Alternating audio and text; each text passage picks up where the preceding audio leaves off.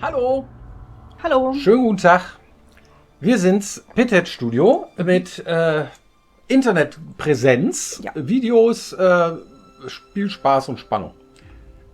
Und ich sehe schon anhand des Zettels, wir sind in der Q&A. Richtig. Ja, da werden jetzt Fragen beantwortet, die ihr an uns hattet, die Genau. zahlreichen. Vielen lieben Dank. Ja, vielen Dank an alle, die Fragen geschickt haben. Neue Fragen gerne unten in die Kommentare, das ist immer toll. So, mal gucken, was habt ihr denn so gefragt? Frage Nummer 1. Habt ihr euch denn jetzt was zu Weihnachten geschenkt? Nee. Ist gar nicht aufgefallen, ne? Nee. Die Kinder haben was gekriegt. Ja. Ne, sehr viel sogar. Und ja, ne, die Oma und Opa aber von Oma und Opa haben wir auch so Geschenke gekriegt. Wir Und haben- von der Oma und so. Also wir Genau. wurden beschenkt, ja, Ja. aber wir haben uns gegenseitig nichts geschenkt. Ne. Genau, ja. Wir haben Da haben wir durchgehalten. ein paar Ne. coole Sachen gekriegt, also ein paar neue Töpfe für die Küche und ja, aber wir haben uns gegenseitig nicht beschenkt. Diesmal haben wir gedacht, es ist so stressig, wir müssen das nicht tun. Wir beschenken uns ja auch sonst oft, also Ja, der Klassiker ist ja halt, ne, man macht es dann trotzdem. Deswegen fragen ja, Sie da. Ne. Ja, aber genau. nein, haben wir nicht gemacht. wir haben uns dran gehalten. Ja. Ja, das finde ich auch total lustig. Hier schreibt jemand Folgendes.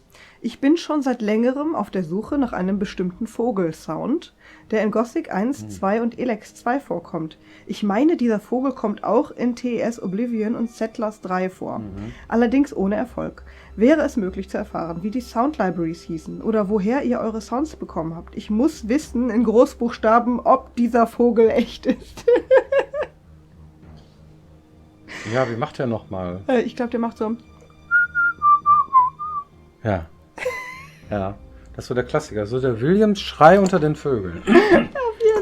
Ich habe keine Ahnung. Ich weiß auch nicht, ob derjenige, der das damals gemacht hat, noch weiß, wo das herkommt.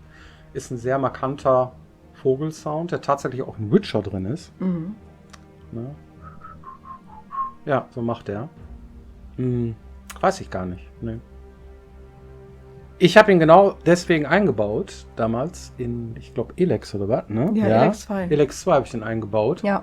ich fand Genau, den super. genau aus diesen Gründen. So diese Williams-Schrei-Gag, irgendwie so Easter Egg-mäßig. Ja. Und Aber du hast den einfach aus der Gothic Library rausgenommen. Ich hab erst- ne? Ja, na klar. Ich meine, macht ja auch total Sinn. da ist er. Und dann nehmen wir den da und ja, das stimmt. Ja. Ich weiß das nicht mehr. Ne? Sorry, ja, wir wissen. Haben wir auch nicht dokumentiert. Wir finden den Vogel auch super, Ja. aber keine Ahnung, wo der herkommt. Ja. Sorry, aber vielleicht weiß es ja die Community.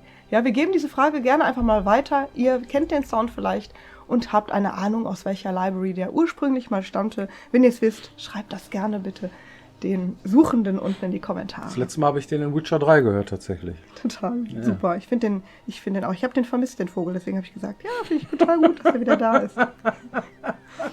Nachher ist halt irgend so ein Game Designer, der in der Ecke sitzt mit dem Mikro oder so. Ich weiß es nicht. So, dann eine Frage, die auch öfter gestellt worden ist, finde ich gut an dieser Stelle. Und zwar die Frage, die geht in Richtung Arx Fatalis, weil wir gesagt haben, wir haben uns da viel Beispiel dran genommen. Und die Frage lautet, wird es denn Magie geben und kann man die auch zeichnen? Und die Antwort ist ganz klar, nein. Das ist auch ein sehr spezielles Feature gewesen. Ja. Da musste man sich dran gewöhnen. Da musstest du eine Taste drücken und dann musstest du eine Rune in den Bildschirm zeichnen. Und das ist schon sehr umständlich.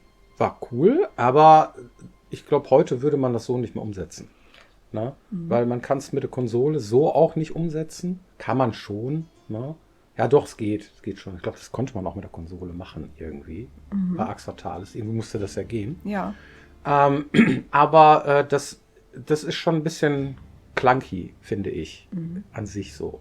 Und unser Spiel hat ein paar coole Sachen. Man kann Munition haben, die so einen ähnlichen Effekt haben, wie so Magiesprüche, ja. Sowas wie Feuerpfeile oder sowas, ja. Genau. Feuerbolzen. Aber so diese klassische Magie, die machen wir nicht. Ne? Aufgrund der Zeitkapazitäten, die wir haben und die begrenzt sind, haben wir uns quasi entschieden, also 3 Features einzubauen. Das eine war Nahkampf, dass man quasi mit irgendwelchen Nahkampfwaffen, Schwerter, Knüppeln, irgendwelche Viecher bekämpfen kann. und auch mit Fernkampf, mit unterschiedlichen Bolzen halt und dass man auch schleichen kann. Diese 3 Features, die muss man schon pflegen, damit das alles funktioniert. Und wenn man da jetzt noch Magie drauf täte, dann bräuchten wir einfach auch mehr Zeit, muss man einfach mal so sagen. Es ist auch voll genug, das Spiel. Ja, also in der Länge und in dem, was es sein soll, reicht das völlig aus. Für die 10 Stunden plus ist das schon sehr reichhaltig, das Spiel, ja. Könnt ihr euch selber entscheiden, wie ihr da quasi durch die Level kommt. Ja. Ne? Ja, nächste Frage ist, könnt ihr euch vorstellen, eine Fortsetzung des Spiels zu machen, das dann auf der Oberfläche spielt? Vorstellen können wir uns viel. Oberfläche finden wir auch sexy. Mal schauen. Ne? Genau. Guckt euch erstmal das Spiel an, dann habt ihr bestimmt noch mal ganz andere Ideen. Wir haben auf jeden Fall jede Menge Ideen, was man so noch in Zukunft machen könnte und was es dann wird, entscheiden wir zu einem späteren Zeitpunkt. Ja, dann auch öfter gefragt, habt ihr euch mal überlegt, euch an modernen Alternativen für die alten Kingsfield-Klassiker From Software zu orientieren? Zum Beispiel Lunacid oder Dread Delusion sind zum Beispiel erfolgreiche Dungeon Crawler, die auf einem PlayStation 1 oder 2 Artstyle setzen. Vielleicht wäre das für euch eine Überlegung. Ist das Retro? Schon irgendwie. Klassisch, ja. ne? Ja, Retro, ne? genau. Das kommt eher für uns nicht in Frage. Also wir sind so dieses klassische Semi-Realismus, würde ich das nennen. Ja? Ja. Das heißt stilisierte Figuren, stilisierte Gegenstände und sowas, ja. Aber in einer relativ realistischen Umgebung. Das ist eher so unser Ding. War es eigentlich immer. Und da werden wir auch bei bleiben. Genau. Also wir haben jetzt zum Beispiel nochmal Figürchen bauen lassen, die in unserem Sinne sind, die unsere NPCs, denen man begegnen kann, die darstellen, das fanden wir super und versuchen das so halt semi-realistisch zu halten. Wir haben uns diese Spiele aber angeschaut. Vor allem die Umgebung, ne? Die Figuren jetzt nicht, ne? Also das ist dann schon stilisiert, aber die passen da gut rein, finde ich so. Ne? Genau, also so, dass es insgesamt irgendwie ganz cooles Look and Feel ja. ergibt. Ne? Und diese Spiele, die sind auch ziemlich cool gemacht, die sind auch sehr beliebt, also legen aber einen anderen Fokus auf das, was da passiert. Die sind schon stärker kampflastig als das, was wir hier machen und wir haben unseren Hauptaugenmerk doch ganz klar auf diesen Exploration-Teil gelegt. Und deswegen ist es ein etwas anderes Feeling, wenn man diese Spiele spielt, obwohl es auch vergleichbare Anteile gibt. Also entsprechend schaut euch einfach mal die Demo an, dann habt ihr, glaube ich, einen Eindruck davon. Gut, dann haben wir die nächste Frage und die lautet... Oh, das ist auch so eine Sache. Elex 2 konnte ich mit mittleren Grafikeinstellungen noch ohne Ruckler spielen. Kann ich erwarten, dass Kralon dann auch noch läuft? Mit mittleren Einstellungen. Boah, gute Frage. Wie lange ist das her? Mit welchem Rechner?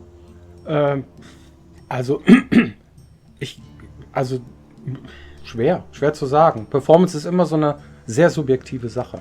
Ja, es gibt Menschen, die möchten gerne 120 Frames, sonst mögen sie es nicht. Ne? Und es gibt Menschen, die kommen auch super mit 25 Frames aus, wenn dann das Ambiente stimmt und so weiter. Wir bemühen uns, so schnell zu sein wie möglich. Ne? Genau, aber dafür fehlt uns eigentlich noch so ein abschließender Test. Ja. Also wir haben selber hier jetzt gute Rechner, damit wir vernünftig arbeiten können und müssten im Rahmen der QA, die jetzt parallel aktuell läuft. Wir haben immer gesagt, die Aldi-Rechner, die müssen laufen. Genau, dass wir halt schauen, was ist denn der schlechteste Aldi, Rechner, weiß ich nicht, keine Ahnung. bei dem das Spiel noch flüssig läuft. Also ich weiß, einer von unseren QA-Leuten spielt mit einem Laptop, das ist schon mal super. Naja. Und keine Ahnung, wir gucken mal demnächst, welche Specs dabei rumkommen. Dann aktualisieren wir die auch nochmal auf Steam. Das sind ja jetzt so Placeholder drin, aber das ist immer so ein Ding, das macht man immer ganz zum Schluss, wenn die Optimierungen alle gelaufen sind. Und daher wissen wir es noch nicht ganz genau. Ja gut, die Klassiker-Geschichte war ja bei Piranha Bytes immer, dass wir hardwarehungrig waren. Und man musste irgendwie den besten Rechner haben, sonst ruckelt es und so. Ne? Gerade so Gothic 3 Zeiten oder so. Aber das ist hier nicht zu erwarten. Das ist relativ moderat, was wir da anbieten. Ja. Okay, ja, Gothic 3 war aber auch riesig zu dem Zeitpunkt. Ja gut, aber das ist halt, ne, da haben wir den Ruf weggekriegt, ne, dass das alles immer irgendwie Ja. Ich bin echt Du mal hast ja gespannt. auch ruckelig gespielt damals. Ne? Auf Ich deiner hab- Gurke. Ich habe sowas von der ruckelig konnte man das schon gar nicht mehr nennen. Ich hatte immer irgendwie eine Sekunde Zeitverzögerung bei jedem Schritt, den er Ach gelaufen ist. komm. Nee, Ja, echt. Ich habe auch so Spiele gespielt. Also Das furchtbar. ging nicht. Ich konnte so nicht spielen. Ich brauchte dann unbedingt einen neuen Rechner. Das ging nicht. Ja. Wie ich dann den Berg runter. Also. Lustig. Okay, also die Frage ist ein bisschen länger. Ich lese einfach mal vor.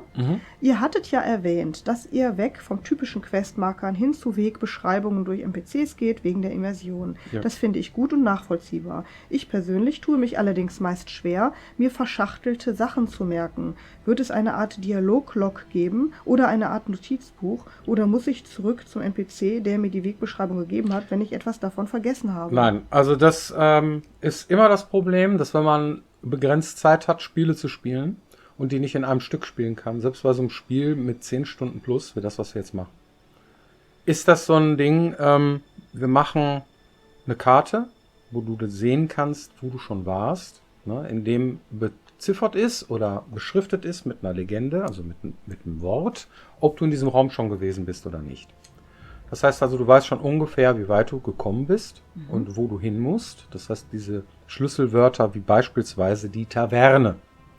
Gibt es nur eine einzige Taverne und es ist völlig eindeutig, wo du hin musst, wenn einer zu dir sagt, geh in die Taverne.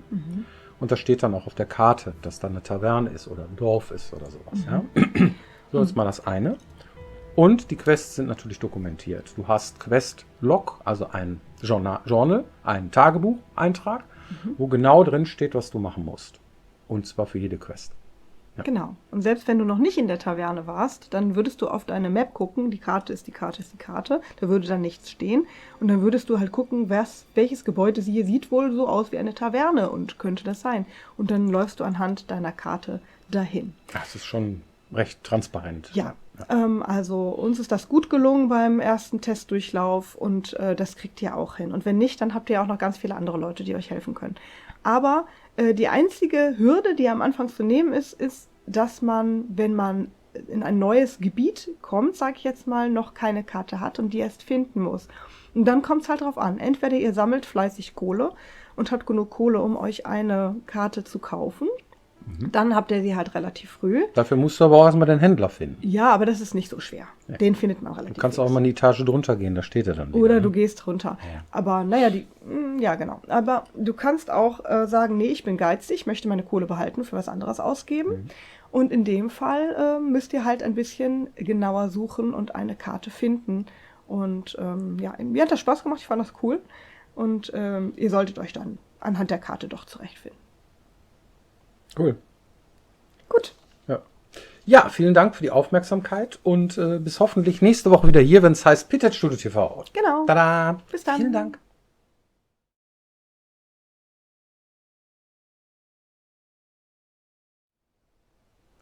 Ja, ich fand die Karte von King's Quest ziemlich gut. Von King's Quest Mask of Eternity. Das ist aber auch so ein altes Das ist auch so ein Ding, das ist so mein Idealbild von einer Karte. Das hat sich auch noch verändert, je nachdem, ob man irgendwas verändert hat in der Welt. Zum Beispiel eine Statue aufgeweckt hat oder so. Vorher war die aus Stein, später konnte man die Figur sehen und so. Also das war cool, ja. Das ist richtig cool, ja. Ja.